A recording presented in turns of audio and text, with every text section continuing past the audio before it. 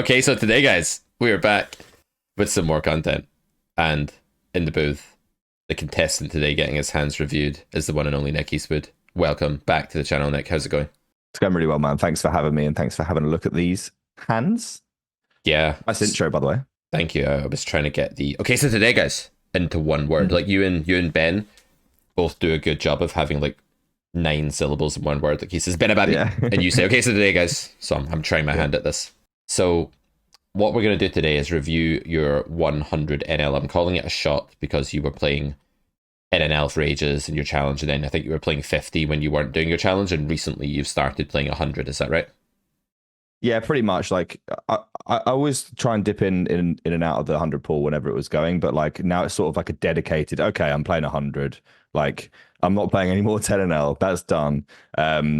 100 is going to be my main game, is the plan. So whenever that goes, I'm going to play it. And these are, since that decision, these are the first 12,000 or so hands. Well, we're not doing 12,000 hands, but this is a sample of the first 12,000 hands that I played. Imagine we were just going to sit here and do 12,000 hand reviews. Yeah, we did a bit of this on your channel recently as well. And I think this is coming out before that. But I found the format extremely difficult because basically we're going to do a speed review here. You know, we're doing like 1 or 2 minutes per hand. I've never seen these hands before. They're all like pretty difficult spots, which is why you've picked them, obviously, because they're helpful to review. But for me, it's like, man, I'm seeing them for the first time. I'm a bit under the caution. I'm going to try and react appropriately and coach as best as I can, give advice here. But I may screw up because I've never even seen the hands before and they're confusing. But let's get into it. I just want to let everyone know that the Carrot Corner July sale, we feel bad for you guys because we know you're disorganized poker players and you're too busy grinding and like, you know, scrolling down poker Twitter. So we're going to extend the sale for 1 day just to give you one final chance to get a free Carrot Corner subscription when you pick up a premium course. If you get cash injection, you get 1 month free. If you pick up grade 1 of the Carrot Poker School, you get 2 months free. And if you pick up the full scholarship, you get 6 months free Carrot Corner subscription. This is the last time we're doing anything like this in the near future. Definitely bite our hand off before we change our mind and revert that website back to what it was pre-July.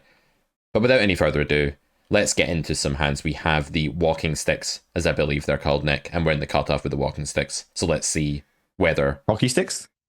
Hockey sticks? I was going to make a joke about whether you can walk the walk, but you just ruined it by talking about hockey sticks. My bad. Okay.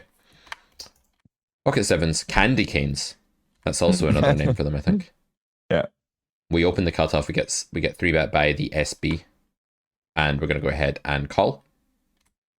Yeah, so never folding here. Don't think there's any argument for raising. Just pretty much call and hope for the best. Yeah, I agree. I think call is the way to go here. Mm-hmm. Yeah, and then here, so yeah, should probably just mention this. It's 25 hands, and some of them are pre-flop, some of them are turn, some of them are river. Like there's all sorts of cross section of I would have seen a hand and gone, I'm not sure about this particular node or several nodes or whatever, and this one would have made it in because I don't know what to do on this turn. Yep. I know I'd rather have 6s. I'm just not sure whether I'm supposed to continue, how often I'm supposed to continue here, or if it's all. Yeah, I think it's going to be fairly close in GTO terms. Like 7s is the most vulnerable and frail of overpairs because like when villain has Jack 10, they have 2 overcards to 7s, right? Whereas in your cutoff range, you have 10s and you have Jacks, which are much more robust here. Even the 8 is more robust because they can be bluffing ace 8, so even pocket 8s is more robust. And because you don't know the player, I would say this is like at best a break-even call against the reg segment of the pool. And then against the fish segment of the pool, this is probably just really losing because they're underbluffing and underbluffing pre-flop, like right from the beginning, and just don't have enough like Broadway overcard hands. Yeah, I think I would just fold this hand. I'd call with 6s, I'd call with 4s, I'd call with 10s, because they could be merging 8s here and stuff if it's a fish as well, like if you don't really know the player type. So I'm definitely just going to fold 7s here and kind of exit the first opportunity here and just say no thank you to this bullshit spot that could just never really be good and could be terrible against certain parts of the pool, against unknown. Yep. Yeah, I think I completely agree. I'm actually a bit disappointed to have called there. I don't think it's horrible. I don't think it's that bad. I just think it's a good spot to just say, no, thank you. I'm going to wash my hands of this and just like exit the burning building. Yeah. I definitely check now. It's just the turn I was interested in. Yep. I think check is right. Fish will check like kings on this river to check call because they're freaked out and stuff. If this is a weaker player and stuff. If this was like someone that you knew their range was like all give up. So you could like bet 5 big blinds or something and try and get them to do something silly or milk ace king. But yeah, it's played. I think check is right. Cool. There may be some argument actually on the 3 straight that like ace x bluffs very, very often or something with the gutter, but I still think I'd fold this one on the turn. Now that I've seen it. I know, right? It's hard not to like let that infiltrate. Yeah. Okay, so this is actually this isn't really too much about me. This is like what is going on here and what does my range need to look like for this not to happen to me, kind of thing. It will become clear as we go through. So yeah, if they make it this like 7.5, I think I'm pretty happy to just jam 107-ish effective. I wonder whether just going for a 4-bet in the region of 25 is decent or something like that. But if I'm going to jam here, what does my jamming range need to look like? Because people say, oh, it's just all ace king, like, or yeah. So in theory, you jam kings, ace king, and queens in spots like this, and you don't really jam anything else, as far as I know. In reality, it's the wrong question because I think jamming kings here is just bad when there's a cold calling fish here that's going to put more money in the pot if you just make it a bit smaller, probably with like loads of dominated hands. So I don't know, maybe jam's okay, like if they're going to peel off tens and jacks to it. Maybe jam is quite good with kings actually, now that I think about it. But I definitely think about each hand individually, and just ask like, does this hand want to jam like in this configuration against a cold caller, or does it do better by 4-betting smaller? Big fan of 4-betting here. Or jamming, don't really care. But I think with ace king off, it could just be that jam is better. It could just be that jam is the best play. Yeah, I like playing jams here. This just felt really ugly to me. Like I was very upset about this hand. So I think that maybe against this player, therefore, I need to be. I don't know. This is like this is a reg. Like I just was very, very confused, and I don't know this is good or I've never been in this situation before where I've jammed ace king and then been called by eights. It's like basically he's just gone, oh, you have ace king only. Has to only say that. Yeah. It doesn't matter though, because a lot of regs will fold eights. Like you run into like a sample of regs that call eights and it's like fine. Maybe it's the case that your range was just ace king in this moment, and maybe it's the case that villain predicted that was true, but that doesn't mean that villain knew that was true, right? Like if knowledge is a justified true belief, like he can have a true belief, but he might not have it for the right reason, and most regs won't have that read. Like a lot of them will just be like folding eights here. They won't even really be thinking about it much. So it's perfectly possible for like this guy to have predicted something true about your range without actually knowing it to be true of pool, and without like, that being a common thing that happens to you. So I'm still okay with that. I wouldn't worry too much here. But yeah, the answer is like kings is a great hand to jam because it gets reluctantly snapped by like queens and jacks a lot, and it also is just an amazing hand that gains a little bit of denial when someone folds an ace, right? So kings is a great hand to jam if you are wanting to put other hands in there. I wouldn't worry too much about it. All right. Kings. Speak of the devil. Andrei Cozz. Who is, if obviously we haven't seen on my video yet, Andrei Cozz is a stream team member alongside me on 8-State Poker and grinds these games pretty consistently. Very exploitative player. I didn't know much about him at the time. I've done a little bit of study about him since this hand, which would have led me to play it differently. But at the time, I didn't have it. So, I decided to check here. I think maybe just betting is okay. Like this is not the worst board in the world. We do have all sets and 10-9, and obviously all over pairs. So it's probably just a board I can go ahead and bet small on. Yeah. I think betting small here is fine. I think checking is okay. The earlier the position, maybe the more concentrated they are to hands that do well here. That said, you might want to think about like, how do you think? Okay, you didn't know how Andrei Cozz plays at the time, but like, how do you think pool are playing against the check? How are they playing against the bet? How's that going to go? And then if you do check, like, are you check raising or check calling, and why? Yeah. I think I was making a lot of assumptions about him. I think I was like hoping he'd be very stabby in position if I let him have a lot of rope. But I think this hand's just a little bit too vulnerable. I'd rather check raise now than call. Too many cards that are just bad, and he's going to have a lot of continues. He loves to continue. So I think this is just a check raise.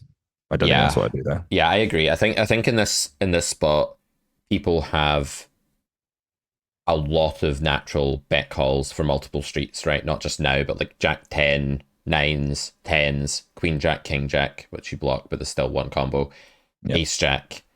If villain has a set, there's not really many ways that we're not going broke later anyway, right? So like there's a temptation here to like knit it up a bit sometimes on these really like scary looking boards, but at 100 big blind stack depth or thereabouts, you are getting stacked by the set region anyway, and the 10-9 anyway for the most part, and that's fine. So I think we want to focus on maximizing against the stuff we're ahead of here. And as you say, like if villain folds ace queen, it's not the end of the world. It has some backdoors and an overcard, so it's not like they're folding dead equity. They're never really folding dead equity here. So yeah, I'm a big fan of raise here. Absolutely. I think I just call.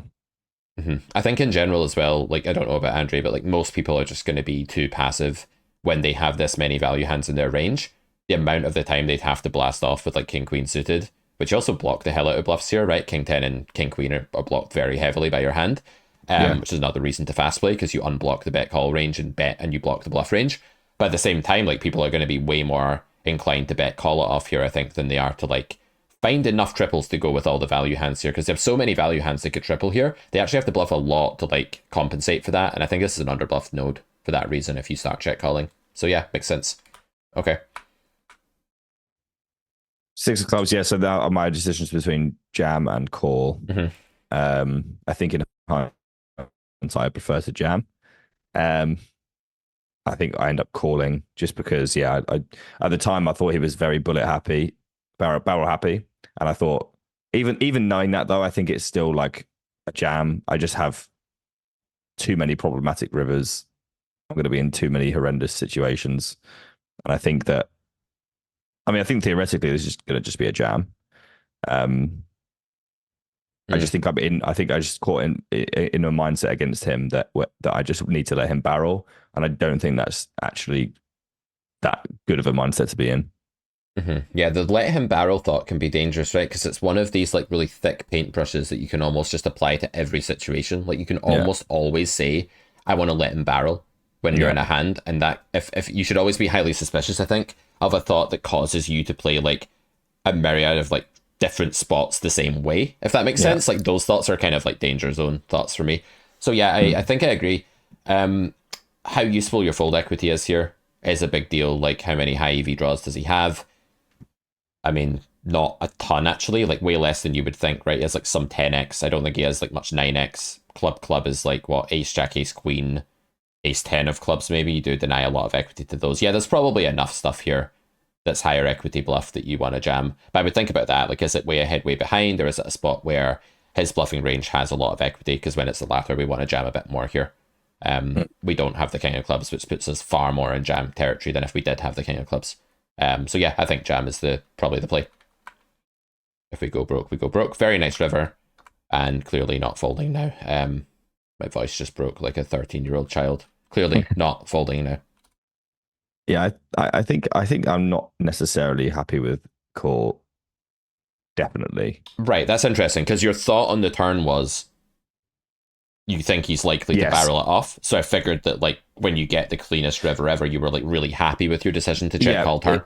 Exactly, yeah. But also I lean back on the things that I've learned with Jared, obviously. And this river is just like so dead that I'm just extremely concerned that he won't. After I check call, I'm extremely concerned that he will not bluff this river often enough with the hands that arrive. And knowing what I know about him now, I think this is actually a fold. Right. He doesn't follow through anywhere near often enough, as far as I can see. But at the time, I thought it was, it's Andrei Cozz, he's 28, 25, 20 or whatever he's playing. He's just like pretty aggressive. He's aggressive in certain situations, and this is not one of them. Right. I'll tell you why I'm very far away folding this, like against most people. Like, I wonder if we're value beating here. Like, are we value cracking queens in this spot sometimes? That's one thought I'm having here. It's early position. I do remember coming across that thought, where I'd be value. I wasn't certain. But there's a chance, right? There is a chance, yeah. So whenever you're in a spot where you're somewhat close between call and fold, if your hand was a bluff catcher, but then you add the clause that maybe your hand isn't a bluff catcher, that should firmly push you towards call. That's fair enough. The other thing is that, like, I wouldn't be shocked if some people jammed ace jack here, because your overpairs are meant to be check raising flop or turn at such a high frequency here, that I think you're meant to mainly get here with Jack X, 9s, and 10s. So I think both Queens and Ace Jack are pretty high up here in a GTO range 100 big blinds deep in this spot. Now, you might have some aces, but I do think Villain can jam thinner for value than we might think here. I don't think it's just 10-9 suited Jacks, 8s, and 7s that are jamming here, in theory. So I think King's a very clear non-fold, but against the right nitty player who's just not going for value thin enough and is under bluffing, then if your hand is a bluff catcher and it's under bluff, then it's a fold. It's that simple, right? So if you do think both those conditions are true, then it is a fold against the player. Yeah, I think I agree. It could definitely be queen. I think he would shove queens here. Okay, then I'd just call and just say, okay, bring it on. Because he may be bluffing more than you think as well. It really depends on... Like, some people react very heavily to a board being quote-unquote good for them. Like he can think, I've got jacks, I've got 10-9, I've got 8s and 7s more than small blind does, so this is my board and I'm going to do this. There's certain situations where people do bluff more than they would in general, so I'm a big fan of the call here. Yeah, 4-5. Fair enough. Okay. Yeah. Okay, yeah, that makes sense. King Queen, 3-betting. Kirch, I don't know who this is. This is an interesting one, actually. I just decided to range bet from small blind, from big blind, and playing a different strategy. Yeah, turn's very close. I guess I fold.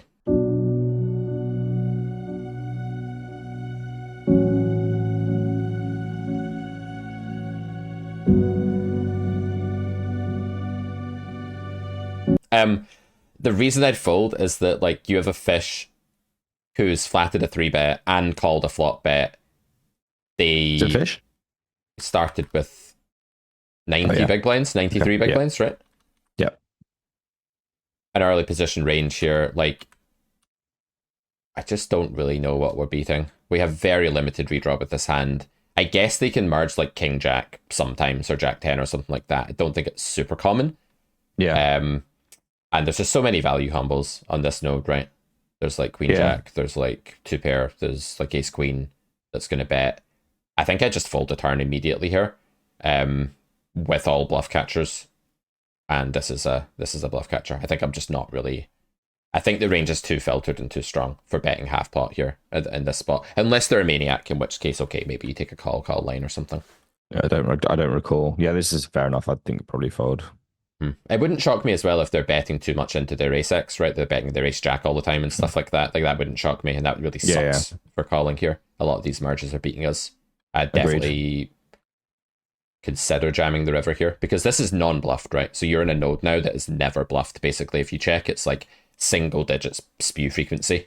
And when that's the case, you always want to consider donking against the weaker player if you've noticed that they're a weaker player particularly.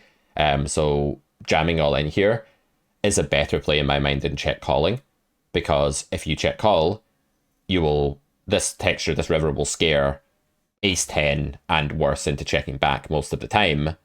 And if you check and then face a jam, I think you're actually isolating yourself against like mainly hands that beat you. I think you're going to have like quite low equity because they're just not bluffing here, right? They just don't have any combos of bluffs. Whereas if you jam, a weaker player is going to call off ace queen, ace 10, ace jack, stuff like that. So I'd rather put my money in here by donking than by checking, for sure. Yeah, I agree. Cool. Nice play. Lovely. And that's my fear on turn. That's why I think turn is just so much worse for us. It's like, see, I was right. He did merge bet ace 9. Like, there, my argument was completely correct because of this one showdown. But, you know, it does happen. Like, it happens a lot. For sure. So one thing that I just make sure you're noticing there at the time of the hand is that you've picked up on that stack size. Because if you are going into that hand not realizing that this is a weaker player, 3x under the gun from a non-full stack, that's going to cause you all sorts of issues. Maybe you did know at the time, though. Yeah, right? I'm usually very diligent with this stuff. I wouldn't have probably jammed the river if I hadn't noticed. So I only imagine I've noticed. I always label people that are short.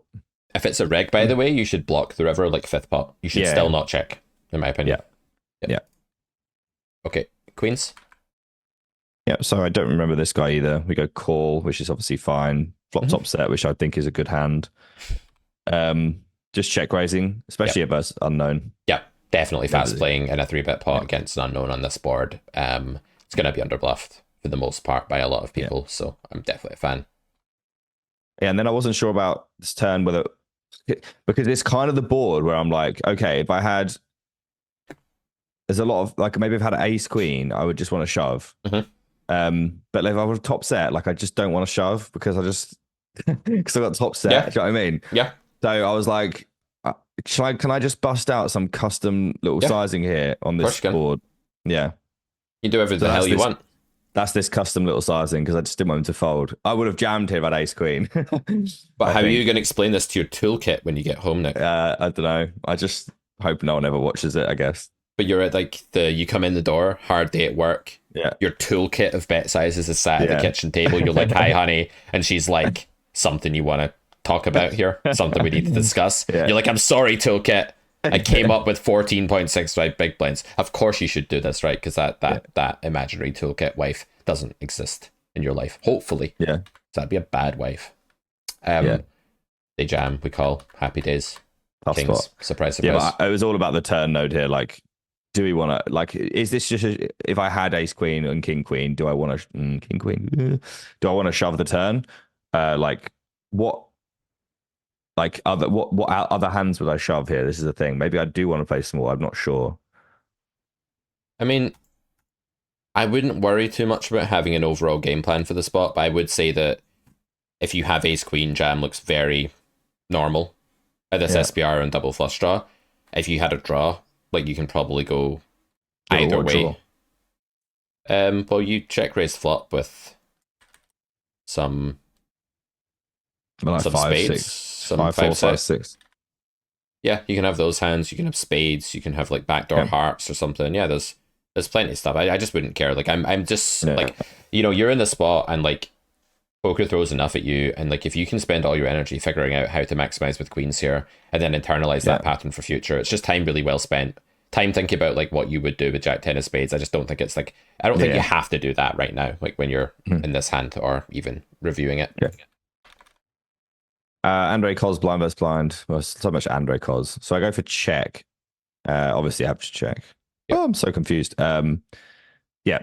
So check call. I don't think I can do anything else. Yeah, good This hand seems fine. Good hand.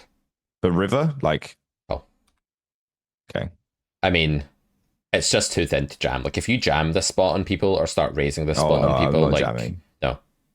But I just feel like every time I call the fucking river against this guy, he's just never bluffing. I mean, the thing is, again, like you've got to ask yourself, can I beat value here? Like can King Jack go for this or something? It feels a bit thin with King Jack. It doesn't feel great, but you do have a bunch of ace-x of diamonds in your range, and like maybe people do that. And then it is blind versus blind. So if he is, this comes down to like his pre-flop range, right? Because if he's 3-betting 10-9 off pre-flop, like he's meant to sometimes, he's gonna have a lot of natural bluffs landing on this river. The king turn's gonna get bet by a ton of combos. It does suck that the river is an ace and it completes like a shit ton of his value range. And I do share your sort of pessimism here, but I just think we have I don't know. It just feels too ridiculous to fold this blind versus blind. I think if this was like deep in early position or something, I can find a fold here, but I don't know. Maybe I'm just not on my A game enough to want to fold here. I do get it. It's a shitty spot, but I just wonder how often I win, but who cares? Like, but the dude's 3-betting 7 deuce suited, so I think we're doing okay in that spot actually. Now I've seen but would he bluff the other 7 deuces? I don't know. Like I'm starting to just feel like I feel. Do you know what? I feel like I'm going to get him for the lot soon. That's all I'm going to say. Right. Good. Let's do a few more in this video, then we're going to wrap it up, and there will be a part 2 of this, guys. So we're cold 4-betting ace king of diamonds here. Yeah. Okay. So is this a get-in? I feel like. Yeah, surely a get-in, because he's just going to be forced to jam. Like with this guy clowning around, flatting here and putting all this dead money in the middle, this guy is just so incentivized to be jamming all their ace king, all of their queens. Like even if his range is queens plus ace king, with the dead money we actually have the price here, I think. So I think you're always getting this in. Yeah, I think I put this in because like I remember I did it and everyone was like, I think you should probably fold here, obviously because they've got aces, but like I didn't love it at the time, and I just wonder how. Yeah, I was hoping maybe there'd be some ace king, but I'm not sure. I'm just not sure. I don't know. I don't try not to be results oriented here, but like it is extremely tight, these spots. It is a tight configuration, but this guy equally just has like a stupid fish range, right? Like at the same time, they're going to have mostly like queens, jacks, tens, nines, ace king, I'm not saying this guy's jamming like ace five suited, like some kind of warrior in this spot. Like definitely not, and that would be bad. But I think they're probably jamming like the top premium queens plus ace king range enough with all this dead money that you want to get this in. Don't forget as well, there's some branch where like this guy has queens, you get in ace king, and this guy gets in jacks, and then you're in like a three-way spot against queens and jacks with ace king suited. It's like amazing, right? Like it's a really, really good spot. So whenever you can get it in three-way with a hand that's live against multiple parts of both ranges, and there's all this dead money, and your hand is suited, I think it's just too good. Like this spot, this guy's range would need to be like kings, aces mostly for this to be a fold here. And I feel like that I'm just too like moth to the flame of dead money if I'm this guy. But maybe if this guy's like a huge net, then it gets closer. He's not. Okay. All right, we'll do like 2 more hands on this part. I don't know if we've done half of them. Probably not, because we move at a snail's pace on this channel compared to your channel. So yeah, we just 4-bet. Don't remember this so far. Seems good though. Queen 7-5. Yeah, fine. Just small on queen high board. And then I think I should bet this turn always, and I don't. Okay, so why do you think you should bet always? Because it's just an absolute, like, it just smashed the shit out of me, doesn't it? I just don't see why I would ever check here. So and I just think that I check here just bored out of, you know, it's just like a card that I perceive to hit my opponent often enough for me to be somewhat concerned, and therefore I've ended up checking, even though that's just a very bad thought process. So it's like monsters under the bed. So sometimes at these low SPRs, we really have to concentrate on maximizing when things are going well for us and not worry about like getting stacked with overpair aces at SPR 1 here by king queen. Like you should lose your money here if villain has king queen, and it's about reminding yourself of that in game. So when this starts to happen, you start to feel that monsters under the bed feeling, you might just want to say, well, if I do check, am I just not going broke now? Am I like checking back in hero folding at river? Am I playing that stain style in your own words where you're just trying to preserve your stack at all opportunities? And you're not doing that anyway later. No. So there's no reason to act on that motivation on turn, right? The plan is not to fold the river, but... Exactly. So we'd rather just bet 20 big blinds and take the right line, because we know river's under bluffed if we check it, right? People aren't bluffing this spot. Like they know the king's good for you. Okay, they might be bluffing like a few combos, but by and large here, they have a queen, or they might even have a single king sometimes, which they're definitely going broke with it, or they might even just have like 9s or 10s. If they fold 9s, good. I don't really care, because we're probably not getting a penny more from that, and we stop at hitting a 9. So like I'm not even that bothered if they fold 9s here. So like 20 big blinds, you know, something small. You're betting a ton on the king, you're betting mergy, you can bet ace queen, you can bet king X you've just hit, you can bet this kind of more mergy value range. Definitely just small bet here. Don't jam or anything that's crazy, but like, you know, go for like 20 big blinds or something. Why do you bring me these hands? Why? Oh, why are we in this spot again? This is this could have all been avoided. Yeah, not even that, but like this is just gross. Like, okay, what do you think here? So this player, I came into the chat after the hand, but I didn't know them before it. Or couldn't remember them. So I'm thinking here, do I beat value? The answer is no. First question. Shouldn't do. So the answer has to be no. They're saying they have a king plus. So the next thing is it overbluffed or underbluffed? What do they call a 4-bet with and then check call flop with that now wants to bluff the river?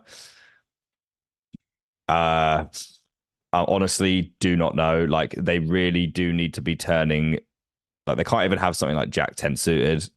Like they have to turn like pocket 8s or 9s into a bluff here.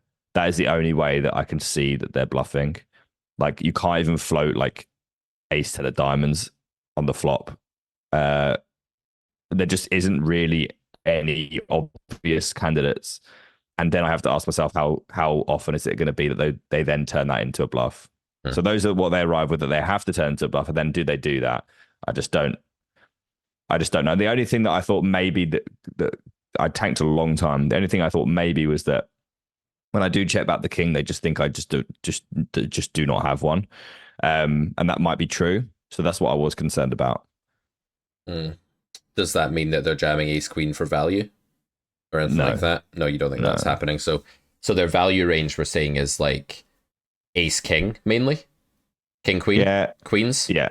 Yep. So it's quite a few combos in the context of a 4-bet pot out of position, squeezed, BB under the gun, right? It's such a tight configuration that it doesn't take as many combos of value there to give quite a big value range. And then I don't even think they have 8s or 9s on this node, like when they squeeze these positions. I think they mostly have 10s or jacks. And the thought of jamming 10s or jacks here is so obscene.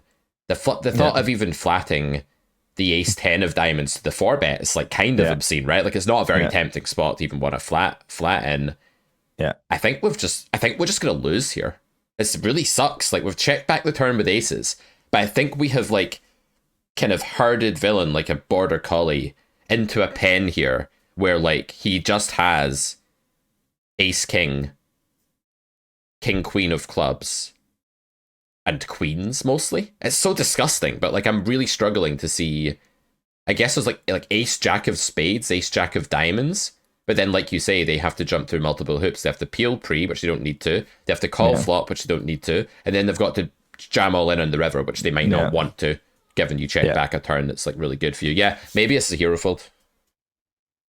Yeah, I do end up folding. Wow. And thankfully I'm a streamer, so whenever someone bluffs me, I get to hear about it. And they did have 9s. Oh wow, how sick. That's my life. I mean, I love it. I mean, they've taken the bottom of their range literally, and they've kind of said, I have no bluffs in this spot. They have to really give you credit for being able to fold like your Queen X range here. They probably didn't expect you to have aces either, right? They probably did think that you were capped at like Queen X. It's super rare though. Do you think that would have happened if you weren't a streamer, or do you think people are just like taking shots at you that they wouldn't normally take? I try not to think about these things too much, because then I'd get really lost in the weeds of making decisions based on things that aren't in the logic of the pot, and it really bothers me. So I try to not think about it too much, but I imagine that no, the answer is probably not. I don't get bluffed here. Do you think that when you wake up in the morning, sometimes they're just watching you like from the window or from across the street with a pair of binoculars or something? Do you think they're thinking about you? Sometimes you ever wonder whether they're thinking about you, like during the day? No, but I imagine that when I just imagine that when someone gets to this river and they're like against an unknown, they're just like, oh, I can't be bothered. But when they have a decent cross section of like who I am and how I've played for a long period of time, like you kind of can convince yourself that you can bluff here. Is my idea. But yeah, that's quite funny. All right, yeah, I think you've got a healthy approach to that in general. Okay, guys, we're gonna pick this up in part 2. Hope you've enjoyed this video, and stay tuned in a couple of days or 4 days or something. The next part of this will be coming out. We'll continue reviewing Easty's foray into 100 NL. See you then. See you guys.